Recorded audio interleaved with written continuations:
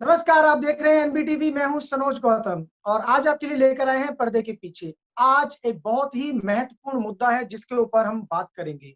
आज हम बात करेंगे श्री राम जन्मभूमि का जो शिलान्यास 5 अगस्त को होना है उसके बारे में। बात करेंगे कि किस तरीके से राम राज्य का जो मुद्दा है जो लगातार चर्चाओं में घिरा रहता है। आज उस मुद्दे पर हमारे साथ बात करने के लिए मौजूद हैं हमारे एनालिस्ट, बिजनेस स्ट्रेटेजिस्ट एके मिश्रा जी। एके मिश्रा जी को आप बड़े बड़े नामचीन चैनलों पर डिबेट में देख सकते हैं और एके मिश्रा जी बड़ी बेबाकी से अपनी राय रखते हैं और उनको जो कहना होता है वो उसमें कोई भी शुगर कोटिंग नहीं करते हैं। तो एके मिश्रा जी, आपका बहुत बहुत स्वागत है एनबीटीवी पर्दे के पीछे में।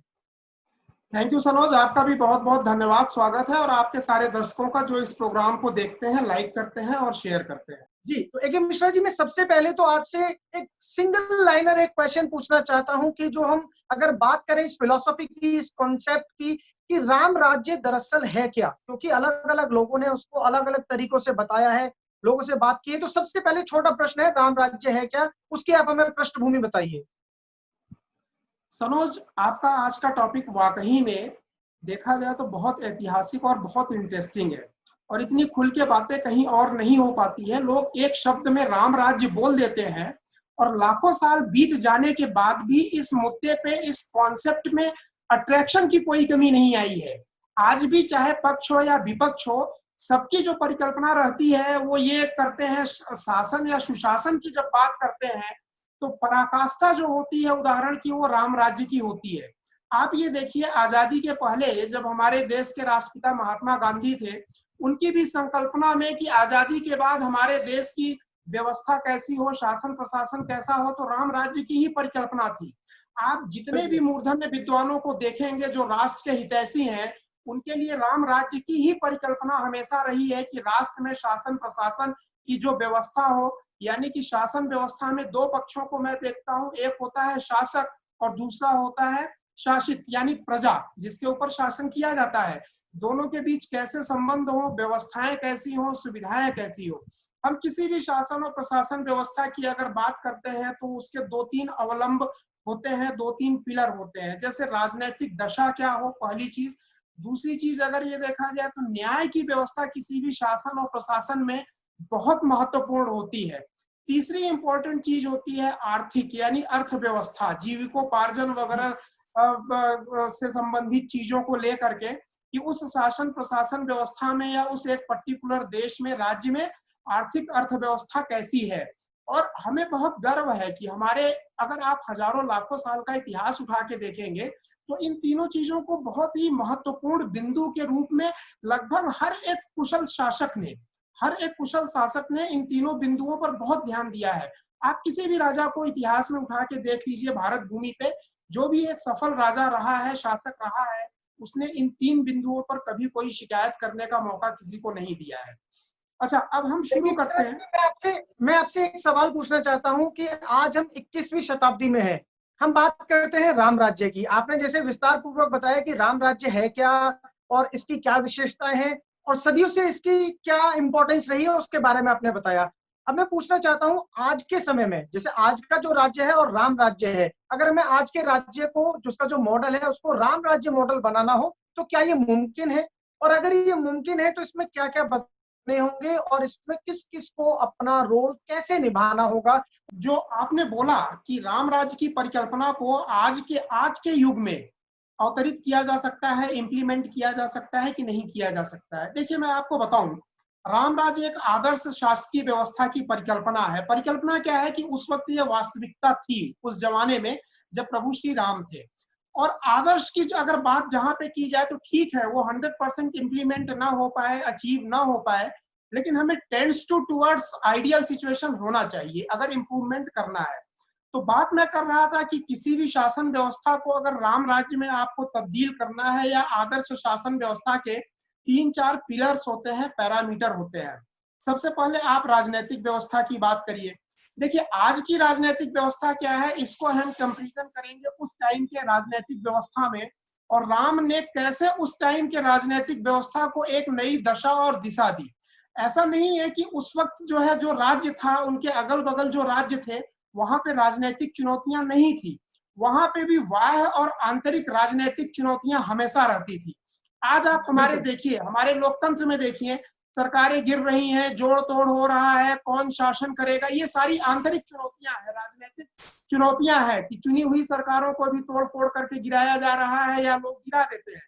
उस जमाने में भी आप देखिए, जब राम की घोषणा हुई कि वो राजा बनेंगे, तो एक राजनीतिक संकट पैदा हो गया। राजनीतिक संकट ये पैदा हो गया कि भरत के लिए वरदान मांगा गया कि भरत जो है वो राजा बनेंगे, और राजा और राम को 14 वर्ष का वनवास होगा, यानी कि राम को राजा बनने से यानी शासन में आने से रोक दिया गया। ये एक राजनीतिक चुनौती वहां पे थी।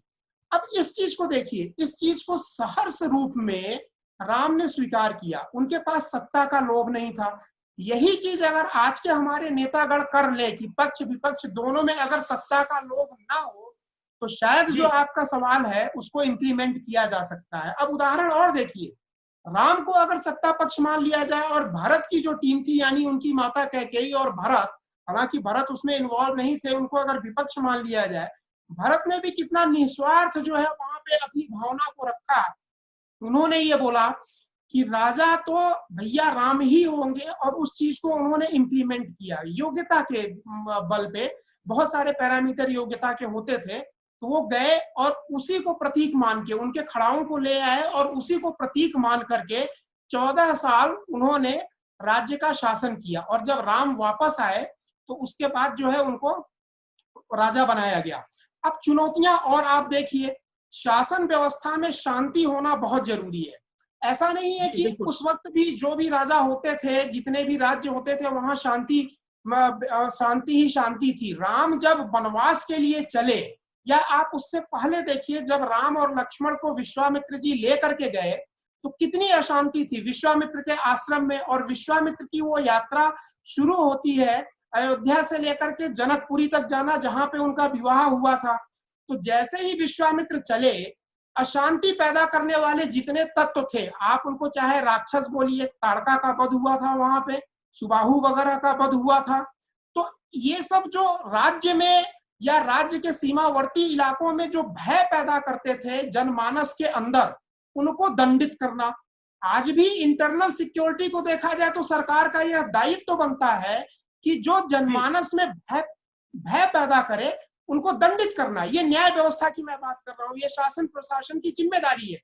राम ने वहां पर पूछना चाहता हूँ, मैं आपसे एक बात और पूछना चाहता हूँ। अगर हम देखें तो जो गांधीयन फिलोसफी है वहां पर भी राम राज्य की बात की जाती थी। अगर हम बात करें सोशल एस्पेक्ट की, इकोनॉमी की, पॉलिटिकल की, ज्योग्राफिकल की और सिक्योरिटी की, इन सभी एस्पेक्ट में जब हम इन सभी आयाम के बारे में बात करते हैं तो हम देखते हैं उस समय जो चैलेंजेस थे, जो चुनौतियां थी, वो दूसरी थी। आज के समय में चुनौतियां दूसरी है।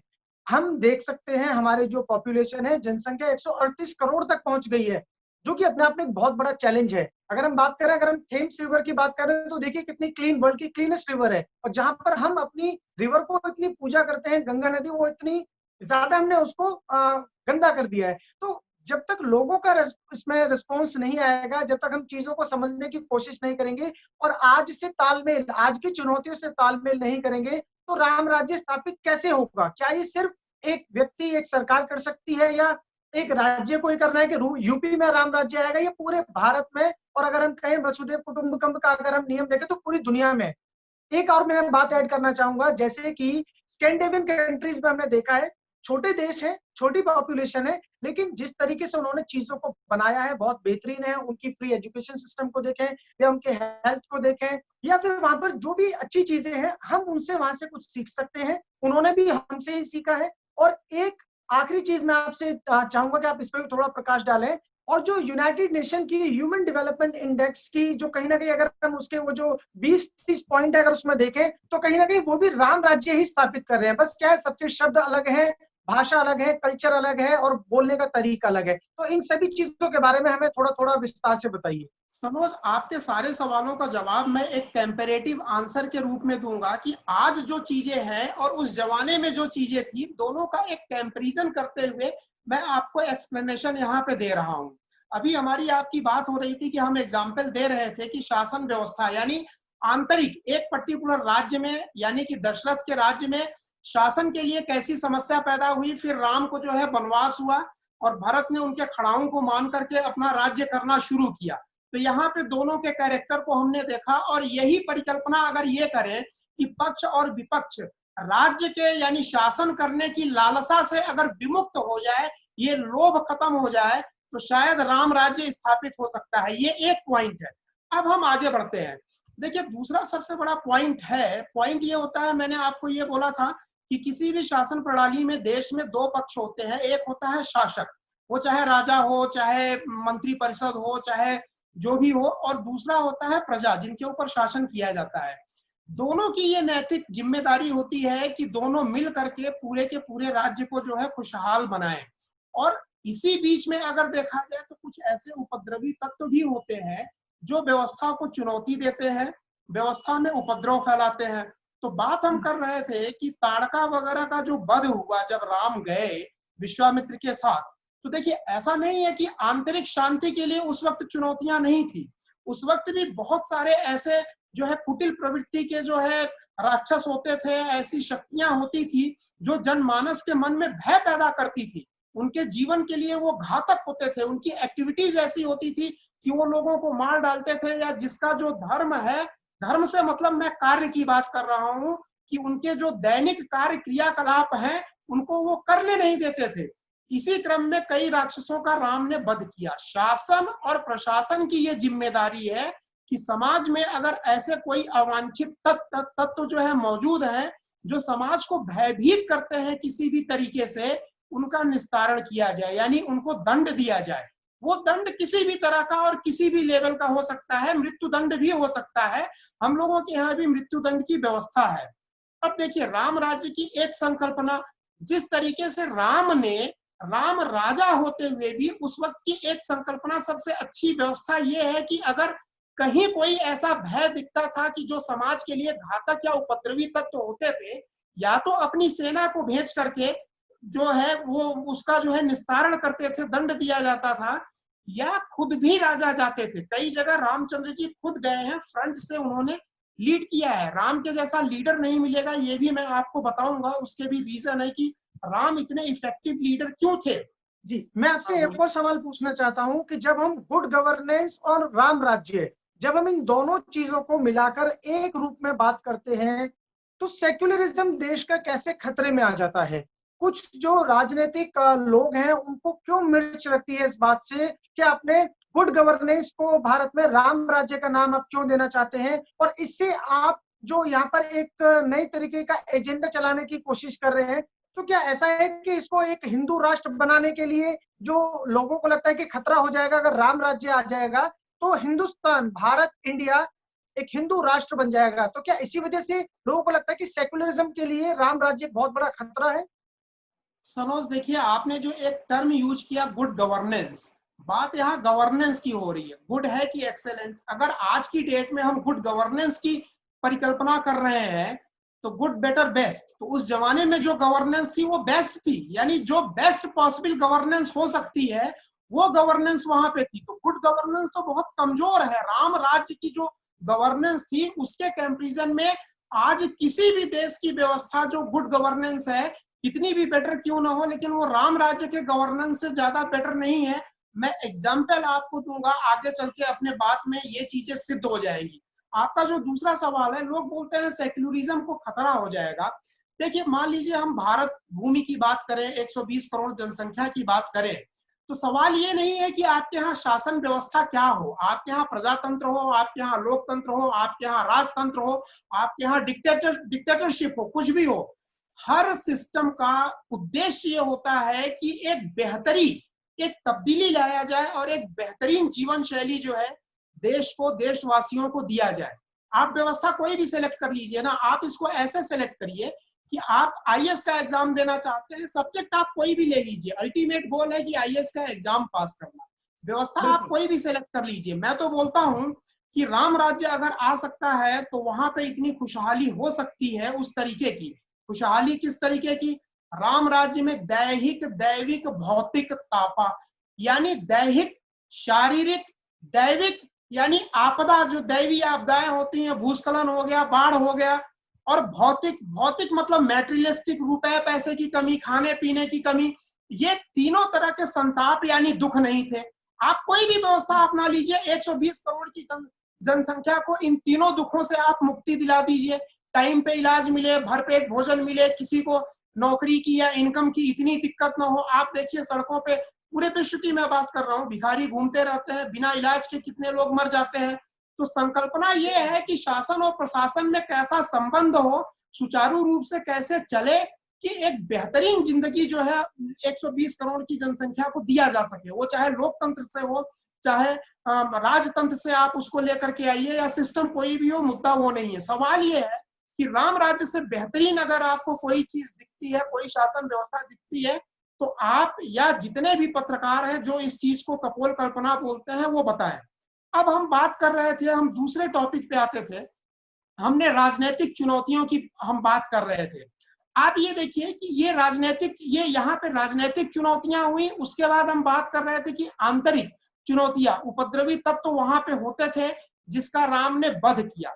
अब आप और आगे चलिए, जब रामचंद्र जी, एक घटना मैं आपको बताता हूं, और राम राज्य की संकल्पना के बारे में आप एक दोहा पढ़ लीजिए, सब नर करहि परस्पर प्रीति, चलहि स्वधर्म निरत श्रुत नीति। यानी वहां पे व्यवस्था इतनी थी, लोग इतने संतुष्ट थे, किसी को किसी से लड़ाई झगड़ा बैर नहीं था। आज ये जो हत्याएं हो रही हैं, लूटपाट हो रही है, ये क्यों हो रहा है? बैर और वैमनस्य के कारण। ये आदर्श स्थिति तब आती है जब आपकी शासन प्रणाली में सभी संतुष्ट हो और हर तरीके से संतुष्ट हो। मैंने आपको बोला, आर्थिक रूप से भी संतुष्ट हो लोग, जितने भी संतोष के, जो आपने अभी ये बोला कि ग्लोबल इंडेक्स जितने हैं डेवलपमेंट के, हर उन पैरामीटर्स पे जब आदमी सेटिस्फाइड रहता है, तो ऐसे एक आदर्श समाज की स्थापना की जाती है। अब हम आगे बढ़ते हैं कि उस वक्त की राजनीतिक चुनौतियां और आर्थिक चुनौतियां क्या थी। आप ये देखिए, वहां पे रामचंद्र जी जब सीता जी के साथ आगे बढ़ते हैं, तो एक प्रसंग आता है कि उन्होंने नदी पार की और केवट को पारिश्रमिक देना था। रामचंद्र जी के पास कुछ नहीं था। ये है कि अगर आप किसी से कोई सर्विस या गुड्स लेते हैं, तो ऑनेस्टी वहां पे ये दिखाई जाती है कि आप उसको पारितोषिक दीजिए। तो रामचंद्र जी ने माता सीता का जो चूड़ामणि था, चूड़ामणि मतलब बाल के पीछे जो सोने का, उन्होंने एक बाल को बांधने के लिए सोने का वो था, उसको लगाया था, वो उतार करके जो है उसको वहां पे उसको पारिश्रमिक दिया। उसने लेने से मना कर दिया, लेकिन राजा ने अपना कर्तव्य निभाते हुए उसको पारिश्रमिक दिया। आज देखिए मिनिमम वेजेस एक्ट वगैरह, इतनी शिकायतें आती हैं कि मजदूरों को टाइम पे मजदूरी नहीं मिल रही है या और कोई फैसिलिटी नहीं मिल रही है। तो एक आदर्श समाज और शासन व्यवस्था की ये परिकल्पना ही है, जहां पे स्वयं राजा आगे आकर के लीडरशिप स्टाइल को दिखाते हुए ये चीजें कर रहा है, न्याय कर रहा है, चाहे वो कितना भी छोटा आदमी क्यों ना हो, उसके पारितोषिक को, उसके पारिश्रमिक को दे रहा है। अब राजनीतिक चुनौतियां देखिए, इंटरनल जो चुनौतियां थी हमने बात कर ली, एक्सटर्नल चुनौतियों को आप देखिए। जब रामचंद्र जी आगे बढ़ते हैं, तो पहली जो उनको राजनीतिक चुनौती आई, जंगल में उन्होंने और भी उत्पात मचाने वाले राक्षसों का वध किया। नासिक में पर्ण कुटीर वगैरह में शूर्पणखा वगैरह की नाक काटी, खरदूषण का वध किया। यानी आतताइयों का, असामाजिक तत्वों का, जो समाज में भय पैदा करते थे, दूसरों को परेशान करते थे, या उस जमाने के गुंडा टाइप के लोग थे, गैंगस्टर्स थे, उनको राम ने खत्म किया। तो ये समाज में शांति स्थापना और इन सब चीजों का असर पड़ेगा। राम राज्य ऐसे नहीं आता है। राम की यात्रा जब शुरू होती है, तो हर कदम पे राम जितने भी कांटे होते हैं समाज के ग्रोथ के लिए, समाज को सुखी बनाने के लिए, जितने भी तरीके के हर्डल्स होते हैं, सबको दूर करते जा रहे हैं, और वो जरूरी है। अगर राम ऐसा नहीं करते, तो लोगों को विश्वास नहीं होता कि ये राजा जो है, हमारे राजा पराक्रमी है, बलशाली है। तो जो असामाजिक तत्व हैं वो शांत नहीं होते। तो बहुत से राक्षसों का वध किया। वध करने के बाद जब बाली और सुग्रीव का प्रकरण आता है, तो यहाँ पे दूसरे राज्य के साथ उनकी चुनौती आई।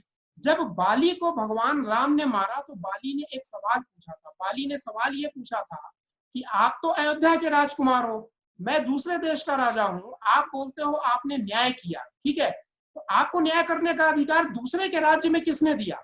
ये एक बहुत सुंदर प्रकरण है, इसके अर्थ को समझने की जरूरत है। राम ने वहां पे दो एक्सप्लेनेशंस दिए थे। पहला एक्सप्लेनेशन तो उनके अपने खानदान से ही था। उन्होंने बाली को बताया कि जब इस धरती का अभ्युदय हुआ था, जब सारे प्राणी वगैरह बने थे, तो उसी वक्त यह घोषित किया गया था और विशेषाधिकार दिया गया था कि समस्त धरती पे जितने भी जीव जगत ये हैं, जितने भी राजा हैं, इन सब के अनंतिम राजा, यानी कि अल्टीमेट जो है, अगर देखेंगे किंग देखेंगे, तो वो इक्ष्वाकु वंश यानी भगवान राम का जो था, रघुकुल था, उन्हीं के जो है पूर्वज ये रहेंगे। भगवान राम के पूर्वजों में हरिश्चंद्र वगैरह थे, भागीरथ वगैरह थे, उनकी आप वंशावली देखिए तो बहुत महान महान राजा हुए थे। यह एक दूसरी बात है कि भगवान राम ने अपनी संकल्पना, अपने राज्य की संकल्पना केवल अयोध्या तक जो है परिसीमित करके रखी थी एक्टिव वे में, लेकिन अल्टीमेटली देखा जाए तो उनका ये अधिकार था कि इस धरती पे जितने भी राजा हैं, जितने भी प्राणी हैं, वो सबके अल्टीमेट राजा है, और कहीं पे भी अगर उपद्रव होता है, अन्याय होता है, प्रजा दुखी होती है, तो वो वहां पे अपना इंटरफियर कर सकते हैं। आप इसको ऐसे देखिए, जैसे कॉमनवेल्थ आज की डेट में भी एक्टिव है, ठीक है। एक जमाने में ब्रिटिश का राज 100 से ज्यादा देशों में होता था, तो ब्रिटेन हस्तक्षेप करता था। अभी भी कहीं ना कहीं कॉमनवेल्थ देशों में ब्रिटेन का हस्तक्षेप होता है, शासन प्रशासन में या किसी भी चीज में। तो एक्टिव और इनएक्टिव वे में, इनडायरेक्ट वे में भगवान राम या उनके जो वंशज थे, इक्ष्वाकु वंश, वो पूरी धरती के राजा थे और सारे राजा उनके अधीन हुआ करते थे। पहला कारण उन्होंने ये दिया कि आपको दंड देने का, क्यों जो है, किस कारण से हमने जो है भगवान राम ने बाली को मारा।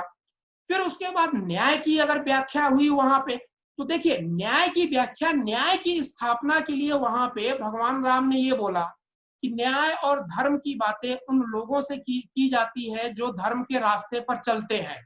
अगर बाली तुम धर्म के रास्ते पे चल रहे होते तो ऐसा कुकर्म नहीं करते। तुम धर्म के रास्ते पे नहीं चल रहे हो, इसलिए तुम्हारे साथ धर्मोचित व्यवहार नहीं किया जा सकता है। यही चीज आप देखिए, हमारे बहुत सारे पुलिसिंग डिपार्टमेंट जो है, उनका उद्घोष वाक्य भी यही है, ठीक है, कि साधुओं की सुरक्षा करना, सज्जनों की सुरक्षा करना। तो संकल्पना तो वहीं से ली गई है। आप ये देखिए, किसी भी स्टेट की पुलिस देखिए, उनकी संकल्पना, उनका जो उद्घोष वाक्य है, आप महाराष्ट्र का देखिए, आप यूपी के पुलिस का देखिए, कॉन्सेप्ट एक ही है कि साधुओं की, सज्जनों की सुरक्षा करना, और दुष्ट जन जो भी हैं, जो आतताई हैं, गुंडा प्रवृत्ति के लोग हैं, उनको जो है, उनको दंडित करना। ये गवर्नमेंट का, आज के शासन व्यवस्था का जो है ये प्रतिरूप है। यानी कि संकल्पना देखिए वहीं से है, जो राम ने कहा था, आधारभूत संकल्पना आज भी वहीं पर है, और लगभग सभी देशों की संकल्पना यही है जो राम राज्य की संकल्पना हम कर रहे थे। देखिए, मैं आपको ये बता रहा था सनोज, कि राम के सामने ऐसी राजनीतिक चुनौतियां आई। जब रावण के साथ उनका सामना करना था, तो रावण का जो राज्य था एक बहुत शक्तिशाली राज्य था। वहां पे भी मैंने बात की राम की लीडरशिप स्टाइल की। राम की लीडरशिप स्टाइल ऐसी थी कि उनसे जो मिला वो उनके साथ जुड़ गया और उनकी टीम को कभी छोड़ के नहीं गया। आप आज की डेट में देखिए कि नेता विधायक लोग हमेशा टीम बदलते रहते हैं। उनको मंत्री पद मिल जाए तो वो तुरंत अपना जो है टीम बदल करके, अपनी पार्टी बदल करके दूसरी जगह चले जाते हैं। तो ये एक लीडरशिप स्टाइल होती है। अगर आपके पास कैरिज्मेटिक लीडरशिप है तो लोग आपके साथ जुड़े रहते हैं। राम ने राजनीतिक और युद्ध के रूप में भी रावण का वध करके वहां पर भी विजय प्राप्त की। और सबसे खास बात है, जो प्रभावित करने वाली बात है, राम जब वापस लौट रहे थे, राम चाहते, भारत की एक मर्यादा है कि कभी भी दूसरे देश के ऊपर अटैक हमने नहीं किया, ये संकल्पना भी वहीं से है। राम या और कोई दूसरा राजा होता तो वो लूट लेता, सोने की लंका थी, लेकिन एक भी सैनिक, राम के टीम का एक भी सदस्य शायद 1 ग्राम सोना वहां से लेकर के वापस नहीं आया। एक चीज भी लंका की वहां पे उन्होंने नहीं ली, और विभीषण को जो प्रॉमिस किया था वहां का राजा बना करके वो अपने देश वापस चले जाए। अब सवाल ये उठता है कि ऐसा क्यों हुआ? राम ने जितने काम किए उससे ये सिद्ध हुआ कि वो एक कुशल शासक है, एक प्रशासक, बहुत अच्छे प्रशासक है। जहां जहां उन्होंने अपनी ताकत दिखाई, जहां जरूरत थी, वहां उन्होंने अपनी ताकत, अपने बल, शौर्य और पराक्रम का प्रदर्शन किया। इससे जो बुरे व्यक्तित्व के लोग थे उनके अंदर एक भय पैदा हुआ। जब बुरे लोगों के अंदर भय पैदा होता है तो वो दुष्ट कर्मों में लिप्त नहीं होते हैं, समाज में शांति आती है।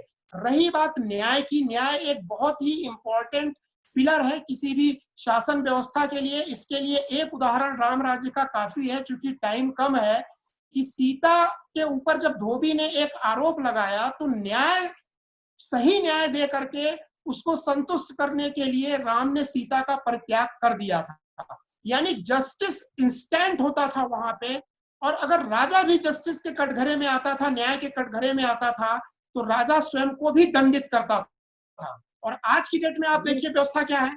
जी के मिश्रा जी, आपका बहुत बहुत धन्यवाद। आपने बड़ी बखूबी हमें जवाब दी और आपने बताया कि राम राज्य तब कैसा था, आज राम राज्य अगर हम स्थापित करना चाहते हैं तो हमें क्या क्या जो स्टैंडर्ड्स हैं उनको मेंटेन करना होगा, अपने लोगों को क्या फैसिलिटीज देनी होंगी, देश को किस तरीके से आगे ले जाना होगा, किन चीजों पर काम करना है, चाहे वो एजुकेशन हो या वो हेल्थ हो या वो दूसरे जो भी सेक्टर हो। आपका बहुत बहुत धन्यवाद। और आप इसी तरीके से हमारे कार्यक्रम पर्दे के पीछे में आते रहिए और हमारे जितने भी दर्शक हैं उनको ऐसे ही उनको बताते रहिए कि जो इम्पोर्टेंट टॉपिक हैं जो सभी को जानने के लिए जरूरी है, वो सिर्फ एक शब्द के रूप में ना देखा जाए या उसको किसी सेकुलरिज्म के चश्मे से ना देखा जाए, और उसका एक बहुत ही बड़ा असर होने वाला है आने वाले समय में। AK मिश्रा जी, बहुत बहुत धन्यवाद आपका। थैंक यू सनोज, आपका भी और आपके सारे दर्शकों का भी। Thanks for watching NBTV। मैं आपके लिए फिर लेकर आऊंगा पर्दे के पीछे एक हमारे बेबाक एनालिस्ट हैं AK मिश्रा जी, उनके साथ में आपसे फिर जल्दी मिलूंगा। तब तक के लिए नमस्कार।